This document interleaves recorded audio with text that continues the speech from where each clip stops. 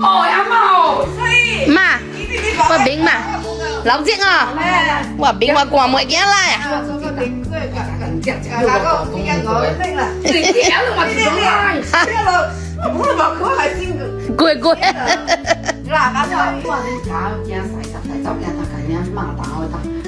kính ni yêu cười nà quả bình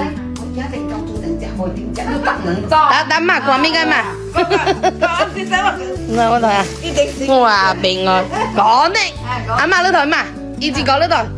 có này lứa thôi lứa thôi lứa thôi chưa có này ô ô à cho ô à là chạy ra xoay thảo con. chà cái có này chậm lì thế tôi ca này tôi ca đã để mà có tôi chạy nàng hút sai rồi